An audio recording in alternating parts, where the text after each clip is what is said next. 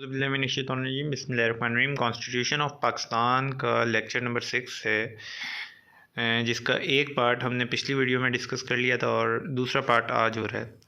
मजलिस शूरा बेसिकली तीन चीज़ों को मिलकर बनती है। मजलिस शूरा नाम है पार्लियामेंट ऑफ पाकिस्तान का, लेजिस्लेटिव बॉडी, मतलब कानून साज जो बॉडी होती है पाकिस्तान की, उसे कहते हैं हम मजलिस शूरा, जिसके अंदर तीन चीज़ें आ जाती हैं। एक प्रेसिडेंट, नेशनल असेंबली और सेनेट। प्रेसिडेंट को हमने पिछली वीडियो में डिस्कस कर लिया था, नेशनल असेंबली और सेनेट को हम आज की वीडियो में डिस्कस करेंगे।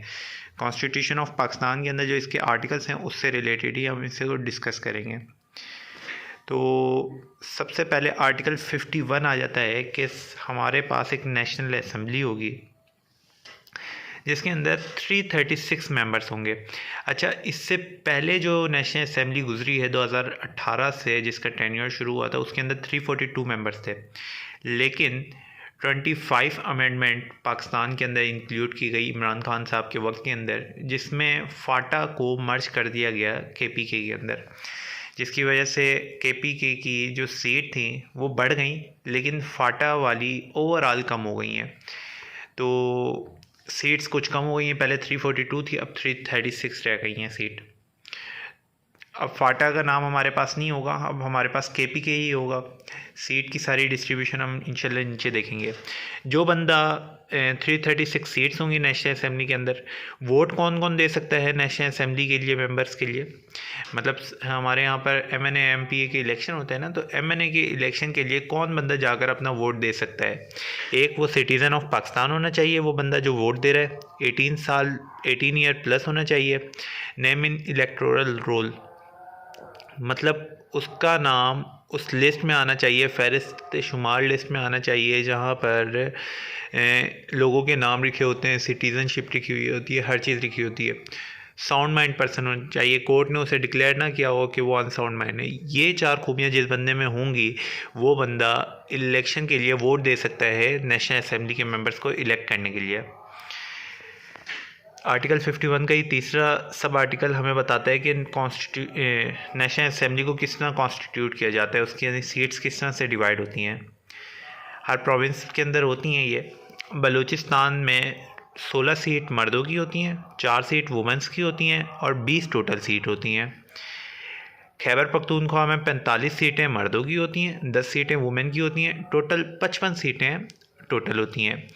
पंजाब से 141 सीट्स होती हैं, 32 सीट्स वुमेन की होती हैं और 173 सीट्स ओवरऑल होती हैं। सिंध में 61 सीट्स जनरल होती हैं, 14 सीट्स वुमेन की और 75 सीटें टोटल होती हैं। अच्छा, कैपिटल को किसी भी प्रोविंस में शुमार नहीं किया जाता, वो सेपरेट होती हैं उसकी सीट्स। तो 3 सीटें जनरल सीट्स KPK की इस्लामाबाद की होंगी, वुमेन की कोई सीट नहीं है, टोटल यहाँ पर 3 होंगी। ओवरऑल जब हम इन्हें करेंगे तो 326 सीट्स बनेंगी। अब आ जाती हैं बात कि अगली 10 सीटें कहाँ पर दी जाएंगी। 10 सीटें नॉन मुस्लिम्स के लिए होती हैं, जो ओवरऑल पूरे पाकिस्तान से नॉन मुस्लिम्स को इलेक्ट किया जाता है। तो ये टोटल मिलाकर 336 सीट्स बनती हैं। यहाँ पर नॉन मुस्लिम्स की भी नुमाइंदगी आ जाती है, हर प्रोविंस के भी लोगों की नुमाइंदगी आ जाती है। अच्छा, अब आप यहाँ पर देखेंगे कि 141 सीट्स सिर्फ पंजाब की हैं। अगर हम बलूचिस्तान और सिंध की भी टोटल सीटों को मिला दें, तब भी वो 173 को क्रॉस नहीं कर सकती। तो ये बात जानी जाती है कि जिस शख्स ने अगर पंजाब को फ़तह कर दिया, तो समझें वो फ़र्द पूरे पाकिस्तान का वज़ीर आज़म है। हम नवाज़ शरीफ साहब को देख लें, वो पंजाब से आए थे। हम इमरान खान साहब को देख लें, वो आए भले KPK से थे, लेकिन उन्होंने पंजाब को फ़तह किया था। तो जिस शख्स ने पंजाब के अंदर अपनी गिरफ्त को मजबूत कर लिया, वो बंदा मुल्क का वज़ीर आज़म आराम से बन सकता है, क्योंकि ज़्यादातर सीटें ही पंजाब की हैं। तो टोटल 336 हमारी इस तरह करके नेशनल असेंबली की सीट्स बन जाती हैं। उसके बाद हम आते हैं इसके आर्टिकल 51 के ही सब आर्टिकल 5 पर, कि ये जो सीट्स होंगी ये पॉपुलेशन की बेस पर होंगी।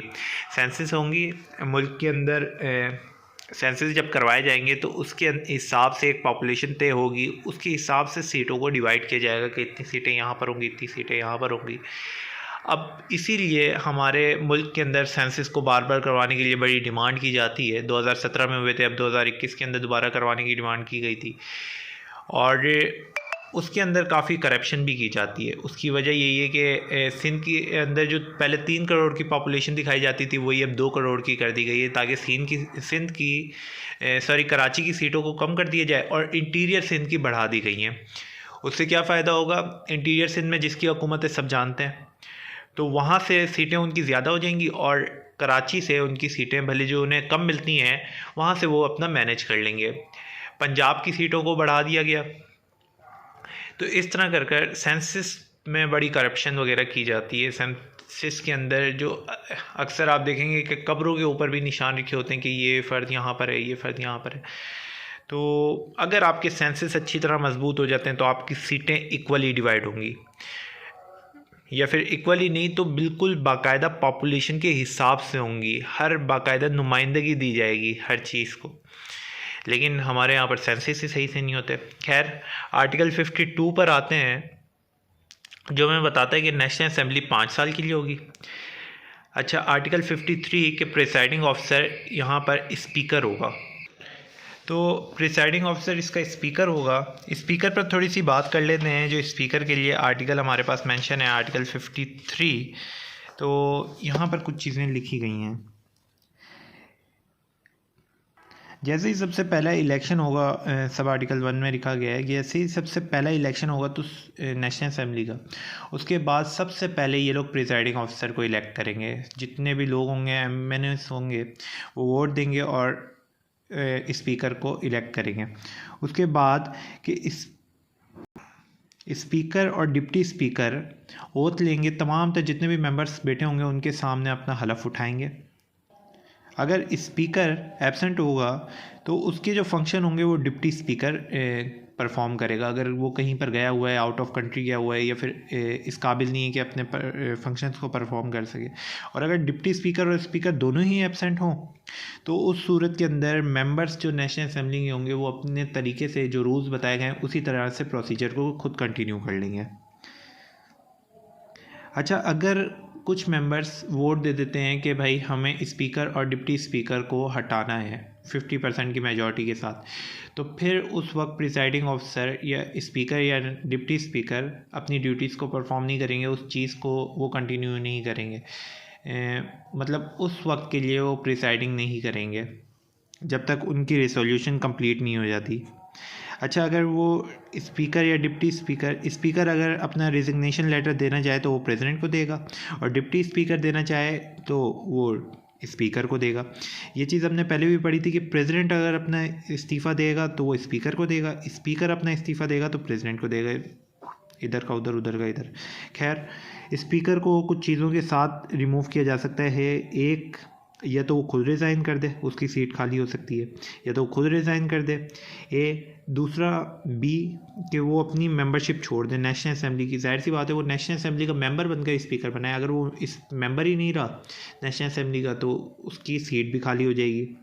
और तीसरा, उसे किसी रिसोल्यूशन मतलब एक नोटिस से हटा दिया जाए, जो कि मेजॉरिटी 50% मेजॉरिटी के साथ अगर कोई रिसोल्यूशन पास हुई है तो उसे 7 दिन का टाइम दिया जाएगा और उसके बाद उसे हटा दिया जाएगा स्पीकर को।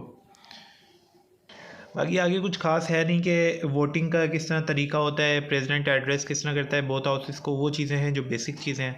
आगे हम बात करते हैं dissolution of national assembly, the most important topic in the history of Pakistan, in the constitution of Pakistan, and also the most controversial topic.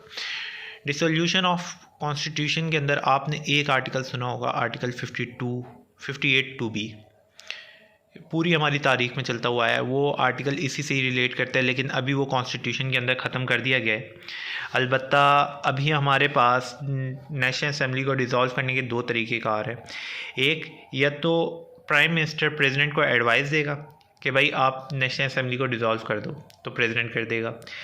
अगर प्रेसिडेंट नहीं करता डिज़ोल्व प्राइम मिनिस्टर की एडवाइस करने के बाद भी, तो फिर 48 आवर्स के अंदर ऑटोमेटिकली नेशनल असेंबली डिज़ोल्व हो जाएगी। और अगर वोट ऑफ नो कॉन्फिडेंस पास हो चुका है प्राइम मिनिस्टर के ख़िलाफ़, तो फिर प्रेसिडेंट नेशनल असेंबली को खुद डिज़ोल्व कर सकता है अगर कोई और फ़र्द इस काबिल ना हो जिसके पास मेजॉरिटी हो। लाइक अभी हमने करंट सिनेरियो में देखा कि इमरान खान साहब ने advice the president of Pakistan Arif Alvi साहब को कि आप नेशनल असेंबली को डिज़ोल्व कर दें, लेकिन उनके खिलाफ वोट ऑफ नो कॉन्फिडेंस पेश हो चुका था। आर्टिकल 58(2) के तहत प्रेसिडेंट ऑफ पाकिस्तान खुद नेशनल असेंबली को डिज़ोल्व कर सकते थे, लेकिन उन्होंने क्यों नहीं कर पाए? क्योंकि उस वक्त हमारे पास एक फ़र्द ऐसा मौजूद था जिसके पास वोट ऑफ मेजॉरिटी था, शहबाज शरीफ साहब। उनके पास 50% ऑफ मेंबर्स के वोट हासिल थे कि हमें इन्हें वज़ीर आज़म बनाना है। तो इस वजह से नेशनल असेंबली को डिज़ोल्व नहीं किया गया। आर्टिकल 58 में आपको दिखा देता हूँ। इसके अंदर पहली चीज़ ये आपके सामने आ जाती है कि ये तो प्राइम मिनिस्टर की एडवाइस पर होगा, और अगर प्राइम मिनिस्टर एडवाइस दे दे फिर भी प्रेसिडेंट ना करे तो 48 आवर्स के अंदर ऑटोमेटिकली डिज़ोल्व हो जाएगी नेशनल असेंबली।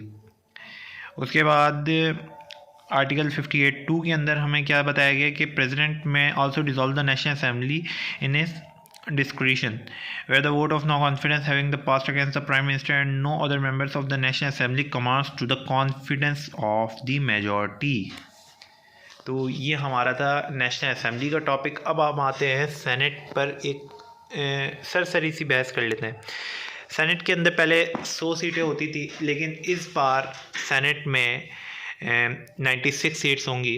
वही वजह है कि फाटा जब मर्ज हो गया था। तो हमारे पास इसका आर्टिकल है 59। आर्टिकल 59 के तहत 96 सीट्स होंगी, उसकी पूरी कॉन्स्टिट्यूशन बताई गई है। आर्टिकल 59(a) के अंदर 14 सीट हर प्रोविंस से ली जाएंगी। इसके अंदर बेसिकली बात इतनी है कि सेनेट में इक्वल रिप्रेजेंटेशन होती है, हर प्रोविंस से 14 सीटें दी जाएंगी। तो 56 सीट्स ये हो गई। अच्छा, कैपिटल जो मैंने आपको बताया कि कैपिटल किसी प्रोविंस में नहीं आता, तो 2 सीटें जनरल सीट, 2 मर्दों की, 1 औरत और 1 टेक्नोक्रेट को इलेक्ट किया जाएगा कैपिटल से, मतलब इस्लामाबाद से। 4 औरतों को इलेक्ट किया जाएगा हर प्रोविंस से, ये हो गई 16 सीट्स। 4 टेक्नोक्रेट्स जिनमें उल्मा भी आ जाते हैं और मुख्तलिफ़ चीज़ आ जाती हैं, तो उन्हें हर प्रोविंस से इलेक्ट किया जाएगा, ये 16 सीट्स हो गई। एक नॉन मुस्लिम को हर प्रोविंस से इलेक्ट किया जाएगा, ये हो गई हमारी 4 सीट्स। टोटल 96 सीट्स हो गई हैं। नेशनल असेंबली जैसे वो 5 साल के लिए थी, सेनेट 6 साल के लिए होगी। अब यहाँ पर इसकी जो इलेक्शन की चीज़ है वो बड़ी इम्पॉर्टेंट है और बहुत इम्पॉर्टेंट चीज़ है। हमें पता है कि नेशनल असेंबली को डिज़ोल्व किया जा सकता है, नेशनल असेंबली को तहलील किया जा सकता है, लेकिन सेनेट को कभी भी डिज़ोल्व नहीं किया जाता। उसकी वजह क्या है? उसकी वजह यह है कि सेनेट के अंदर जितने टोटल मेंबर्स हैं उनका री इलेक्शन होता है हर 3 साल के बाद। फॉर एग्ज़ाम्पल के तौर पर एक पर्सन है, उसने अपने 6 साल सेनेट में पूरे किए, वो बाहर चला गया। अब उसी के साथ जब वो पहले साल में था तो 3 साल के बाद नए मेंबर आएंगे। फिर जैसे ही उसके 6 साल पूरे हुए, चलें इसे आसान लैंग्वेज में समझते हैं कि एक 48 मेंबर्स जो हैं वो हर 3 साल के बाद जाते रहते हैं। पहले 48 मेंबर्स को इलेक्ट किया गया, 3 साल के बाद और इलेक्शन हुआ और 48 मेंबर्स को नेशनल असेंबली के अंदर इलेक्ट कर लिया गया। अब जो पहले इलेक्ट हो चुके थे वो 3 साल के बाद उनकी सीट ख़त्म हो जाएगी और नए लोग आ जाएंगे। इस तरह कर चलते रहते हैं, मतलब आधी सेनेट के मेंबर्स हमेशा सेनेट में रहते हैं, तो इसलिए सेनेट को डिज़ोल्व नहीं किया जा सकता। प्रिसाइडिंग ऑफिसर इसका होता है चेयरमैन। हम बात कर रहे थे कि 2018, अब मैं आपको एक मिसाल देता हूँ सेनेट के इलेक्शंस किस तरह होते हैं और सेनेट को किस तरह डिज़ोल्व नहीं किया जा सकता। 2018 में एक इलेक्शन हुए जिसके तहत 48 मेंबर्स को इलेक्ट कर लिया गया सेनेट में।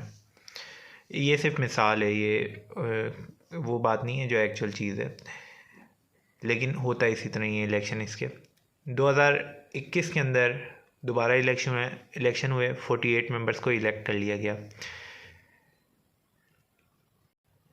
टोटल मेंबर्स हो गए 96।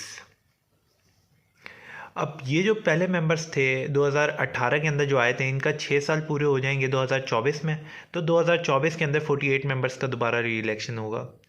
फिर अगले 3 साल के बाद दोबारा इलेक्शन होगा इन मेंबर्स के लिए जो 2021 में आए थे। तो इस तरह कर कर कोई भी ऐसा पीरियड नहीं आता जिसके अंदर नेशनल असेंबली के सेनेट के सारे मेंबर्स ख़त्म हो जाए। नहीं, हर 3 साल के बाद यहाँ पर इलेक्शन होते हैं और नए मेंबर्स आते हैं, इसलिए सेनेट कभी भी डिसॉल्व नहीं हो सकती। सेनेट को अपर हाउस कहा जाता है, नेशनल असेंबली को लोअर हाउस कहा जाता है। नेशनल असेंबली में सारे तरह के बिल ओरिजिनेट होंगे, सेनेट में भी सारे होंगे। बस एक यहाँ पर बिल होता है मनी बिल, जो कि इंशाल्लाह हम आगे आर्टिकल 73 में पढ़ेंगे। इनके मेंबर्स को किस तरह इलेक्ट किया जाता है, उनकी क्वालिफ़िकेशन क्या होती हैं नेशनल असेंबली और सेनेट के, वो हम इंशाल्लाह आर्टिकल 62 और 63 में पढ़ेंगे। होपफुली आपको चीज़ों को समझ आया होगा, कहीं पर कोई कमी कोताही रही होगी तो उस हवाले से माज़रत। अगर किसी का कोई सवाल है तो कमेंट सेक्शन में पूछना है। जज़ाकल्लाह।